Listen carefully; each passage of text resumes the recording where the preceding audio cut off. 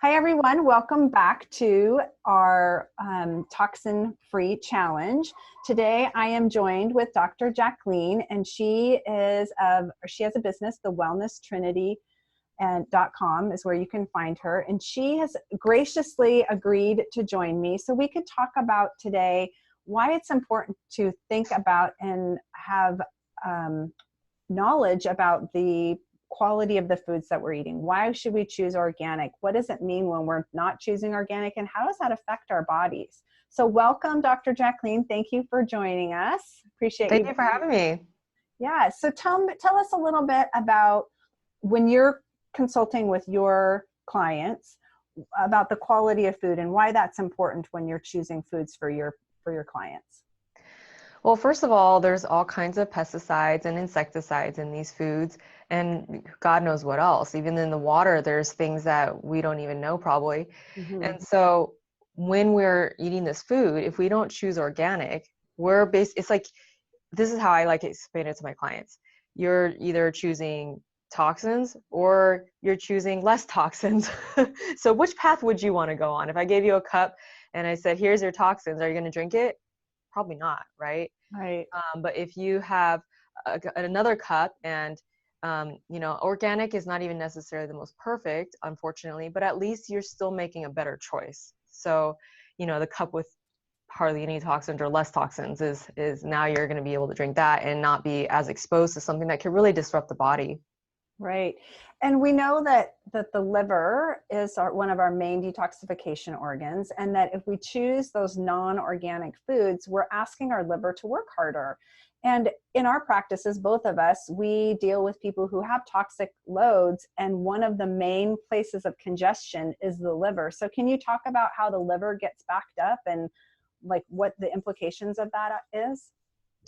So yeah, there's so many toxins in the environment. There's over 80,000 chemicals in the environment. That's a lot. And our bodies just can't handle it. So if you have a cup and you just keep filling toxins in it, eventually it just starts to explode. And the liver is having such a hard time handling all these chemicals and toxins that are in the environment that it gets backed up. We build these stones and who knows what else. And then we also build things like parasites because they're the garbage collectors that they're like almost like a buffer system. And so people are full of worms because of this and have no idea. And so that can also back up the liver, and it can also back up the gallbladder, which the liver produces bile and then the gallbladder holds it. And then when we eat something that's fat, then it helps to digest the fat. So we wonder why we have things like high cholesterol. Right. Well, and when our liver gets backed up and we have that extra load and our body can't deal with all those toxins, it's trying to push it out through the stool. But then that, from my understanding, it almost compromises the integrity of the lining of the gut, because it puts the stress there because our body has to reabsorb a lot of those toxins because it's over circulating and our body just cannot clear it. Yeah, people can even have things like gas because of it. Yeah, which is so amazing. Who would even have thought to eat non-organic food that would even be a thing? Yeah, it's a downward spiral. I mean, you put something that doesn't belong in the body. My mom's always like, it's all about balance. I'm like, there's no balance with things that don't belong in the body. Right, a toxin's a toxin. Expose yourself. Right. So, and it just disrupts every other cycle around it. So, the liver getting backed up, then the gallbladder, then the gut, and then we can have skin issues as well, because if it doesn't come out normally through the liver and the gut or the kidneys through our urine, then it comes out in the skin. Right. So. Yeah. So that's something really important for the audience to be thinking about, is that, as we're walking through these days and we're addressing all of these different toxins, symptomatically, if you're constipated or you're having skin issues or, some of the other symptomatic stuff, it could be that your toxic load is too heavy, and you need to address that by looking at, what is the quality of the foods that you're eating. Now, it would be lovely if everyone could eat 100% organic, right? Like that, Dr. Jacqueline and I would be like, yay, that's awesome. But the reality is that a lot of people can't afford to do that, and it gets really expensive for some people's budgets. And so my advice is always, whatever you eat the most of, try to choose the highest quality. Mm-hmm. If it's something you're not don't eat as often, maybe that doesn't need to be organic. So an example in my house, what that might look like is maple syrup. I don't use a lot of maple syrup regularly, so I don't worry about whether it's organic or not. But an apple at my house is always organic because that is something that my family eats daily, and I don't want to expose my family daily to those types of toxins. And our body is made to be able to detoxify. It's built to do that. But when, like what Dr. Jacqueline was saying, when the toxic load gets too high, that's when it starts to have an impact on our health. One of the things that I know that Dr. Jacqueline does is that she grows her own microgreens. Do you grow Brussels, or not Brussels sprouts, broccoli sprouts? Yes, I definitely grow broccoli sprouts and radish. And actually, the way we grow it, it's actually, well, they say it's considered a microgreen. So a sprout would be more of what you put in the jar, and they don't have the Okay. soil. But the microgreen is what happens after the sprout grows a little bit bigger. So yeah, so we have sunflowers. Those are high in vitamin E. And I was actually glad you asked, or you mentioned that, because I was just thinking that if people are on a budget, and I get it, I've been there, I had money, I didn't have money, and I always try to figure out how to eat healthy. And microgreens can get expensive, especially if you're getting good quality ones, because at the store, a lot of times they're not really that good. Mm-hmm. We were trying to always find deals with different farmers, and eventually we realized, why don't we just grow it ourselves? Now, it sounds like a project at first, and it was, but we're here to educate you. So, Right, and there's right, YouTubes and things like that as well, right. that could speed the process up. It's really honestly not that hard, but once you get an idea of how to do it, you're getting jam-packed nutrients in these little microgreens, and then Yes. you know what's going in it. If you can get seeds that are non-GMO and organic, at Mm-hmm. least you're that much ahead. If you get good soil, or I use these things called jute mats, and just make sure those are also organic. And then you use clean water. That's the other thing. Even if we buy organic, God knows if they're filtering the water, Right. and the water could have toxins in it as well too.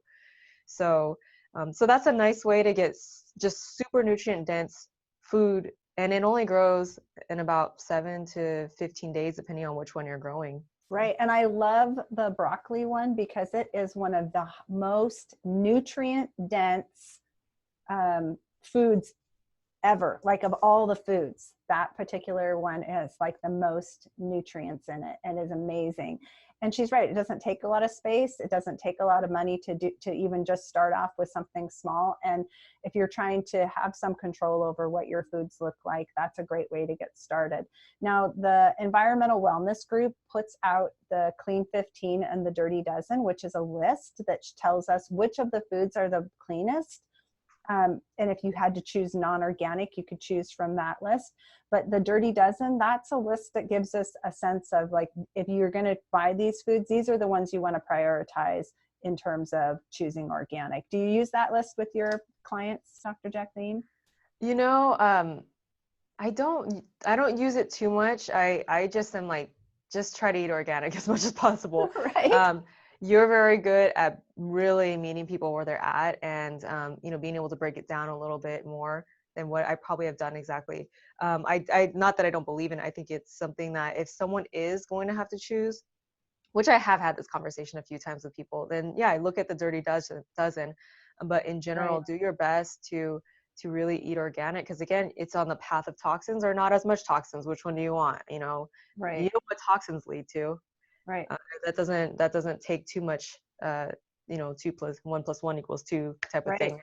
Right. And all of the things that we've covered over this week, there's going to be stuff that resonates with you as the watcher, the viewer, and you're going to say, okay, I can do that. And maybe for you, it's like looking at your foods. That's someplace that you need to start making those swap out to cleaner meats, to more organic vegetables, more organic fruits.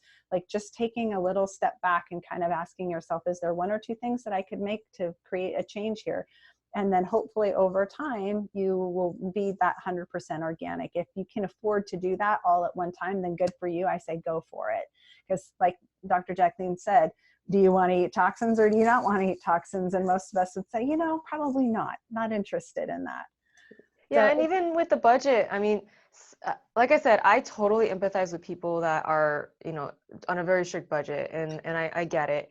But sometimes the other side of it is that people are just not prioritizing what's healthy when they might be spending, God knows how much on Starbucks or fast food every, every Right. month, when It's they true. could just allocate some of those resources into making these better choices. And Mm-hmm. so sometimes it could be a wise thing to just sit down and be like, okay, here's my, just make a list of your grocery bill, or take all your receipts every month, and just see what are you spending your money on, because maybe maybe you do have the money. Yeah, That's the that maybe you that have the is that is very, very true. One of the first places that I look at in terms of making change for food for clients is if you're going to consume an animal product that has higher fat content, that is one you really should prioritize. So eggs, butter, and meat that have a higher fat content. And why? Because just like we store our toxins in our fat, so do animals. So if you choose an animal product that is non-organic, not only are you choosing all of the chemicals that has been sprayed on their food and the antibiotics that have been used, but you're also taking in any toxins that they've been exposed to in addition to that. So that's just a little tip, a side note there of if you know, Mhm. it's easy to switch out the fruits and vegetables, but like maybe the eggs would be a good place to start, or butter, to Yeah. choose organic. The meat, yeah, especially if people are going to eat meat, then you really have to think about that. That's probably one of my number one things. I just can't imagine not wanting to try to do that. If you start to look into what they put in these animals, like she I know. said, yeah. It's scary. Oh. Well, Dr. Jacqueline, thank you for joining me today. I so appreciate your time, and I will connect all of Dr. Jacqueline's information below this video. So if you want to connect with her and get some more support, if you feel like, gosh, I really need more help, she has a great program that she's putting together, and I'll make sure that we connect a link to that so that you can get that information. Do you want to talk about it briefly, your new program that you've been developing and working on? Yeah, so I have been in this field for, I don't know, 15 years almost. And I have worked in fitness, I've done coaching, health coaching, I've done, you name it, I had several jobs. And now that I've been a doctor of natural medicine and consulting people, I've been trying to tie the whole picture together and really just give a complete package to people of this is how we live healthy. We need to address all these different issues. And Mm-hmm. then it comes with testing. It's called cerebral detox. So it's a lot of it is to detox the body, and it's also detox the mind. And Mm-hmm. naturally, when we're detoxing the body, our brain is going to be clear. We're going to be happier because a lot of on our gut, we're talking about the gut. Mm-hmm. A lot of our serotonin is made in our gut. So Mm-hmm. that's just one example of how it affects our mental health as well too. So detoxing the body, maximizing our brain power is what I like to call it. We have testing and we have a group coaching program and videos. I've been spending hours upon hours of creating these videos so people really have in-depth information of how to deal with these modern day challenges that we're up against. Yeah, and I'm super excited about her program because she has a very unique perspective and unique approach to rebalancing people's body and their health, not just addressing one aspect of it, but addressing the whole person. So again, thank you for joining me today. I so appreciate you. And I hope that a lot of people reach out to you or at least connect with you on Facebook or Instagram and get some more information about you. So thanks for joining me today. Yeah, thanks again for having me. I appreciate it.